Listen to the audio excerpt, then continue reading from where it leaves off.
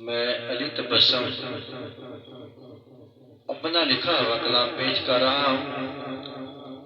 ये कलाम किसी की याद में है।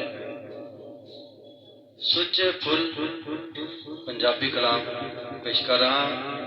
तो जिनका कोई अपना बिछड़ जाए तो वो उसको याद करता है और उसकी याद में ये कलाम मैंने लिखा है। मिलिया इको मेरे मकसद दा मैं जिन्ने भी फुल तोड़े सन। मिलिया इको मेरे मकसद दा मैं जिन्ने भी फुल तोड़े सन। ये कदी सोचिया नहीं सी तेरी जिंदगी दे दिन थोड़े सन। ना बुढ़ापा अजे ना बीमारी सी तेरी जवानी खूब तैयारी सी। तेनू हर एक जात प्यारी सी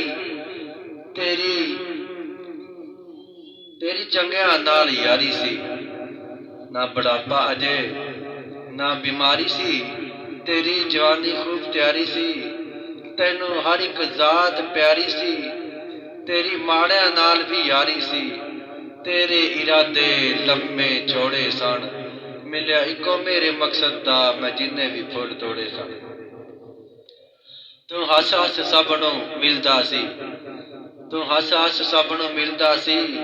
तू दिल पर मेरे दिल दा सी। तू फुल्लां वांगर खिलदा सी। तू साहिल कदी ना मोड़दा सी। सुने मिठे बोल ना कोड़े सन। मिलिया इको मेरे मकसद दा मैं जिन्ने भी फुल तोड़े सन। तू परौणा वांगर ख्वाबां दे जिवें सुक्के फुल गुलाबां दे। तू परौणा वांगर ख्वाबां दे जिवें सुक्के फुल गुलाबां दे।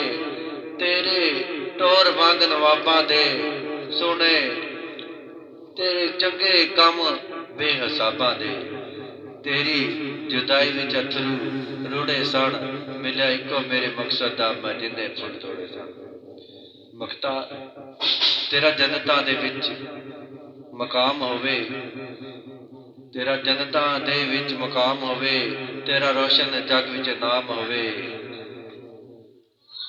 तेरा जन्नतां विच मकाम होवे। तेनू तबस्सुम दा सजना सलाम होवे।